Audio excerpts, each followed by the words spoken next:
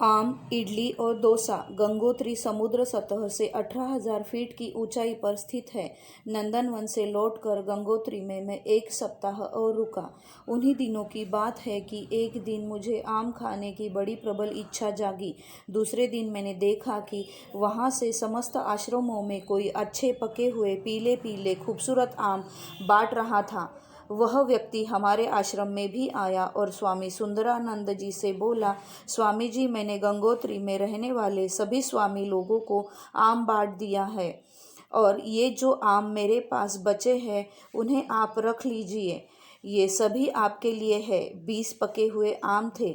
हम लोग 2 दिन तक उनका रसास्वादन करते रहे। तीसरे दिन जब मैं स्वामी शारदानंद जी से मिलने जा रहा था तो रास्ते में मेरी मुलाकात एक नए स्वामी जी से हुई। उन्होंने मलयाली स्वामी यानी दक्षिण भारत स्थित केरल के स्वामी की हैसियत से अपना परिचय दिया। एक दूसरे का अभिवादन करने के बाद उन्होंने मुझे अपने आश्रम चलने का अपना निमंत्रण दिया। मैं उनके आश्रम में गया। वहाँ कुछ देर तक उनके सत्संग का लाभ उठाने के बाद उन्होंने कहा कि मैं उन्हीं के साथ भोजन करूं। उन्होंने इडली और डोसा बनाया था। भोजन बहुत स्वादिष्ट था। मैंने बड़े शौक से इडली और डोसा खाया।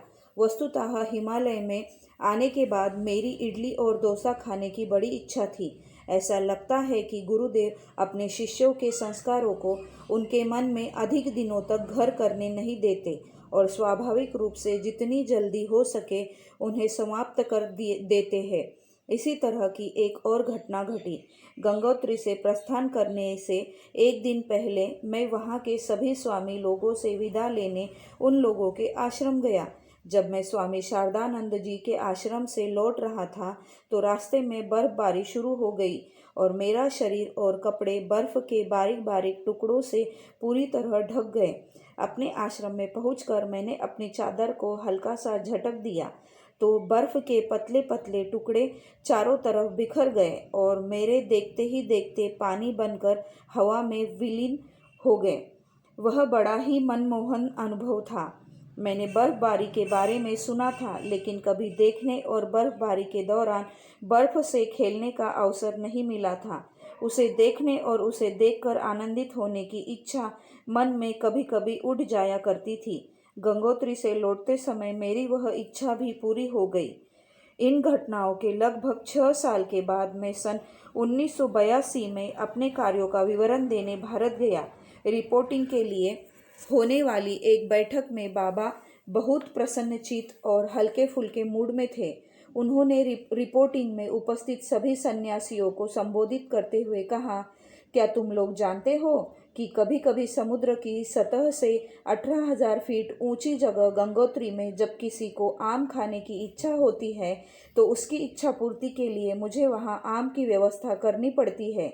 उसी ठंडे वातावरण में कभी किसी को इडली और डोसा जैसे दक्षिण भारतीय व्यंजन खाने का मन करता है तो मैं उसकी भी व्यवस्था करता हूँ। केवल इतना ही नहीं, कभी कोई बर्फबारी का आनंद लेना चाहता है तो बादलों को आदेश देकर बर्फबारी भी करवाता हूँ। मेरे किसी बच्चे के मन में जब इस तरह की पवित्र और सात्विक इच्छा पैदा होती है तो क्या करूँ? मुझे मजबूर होकर उनकी इच्छा पूरी करनी ही पड़ती है। चिदानंद क्या कहते हैं, यह सही है या नहीं?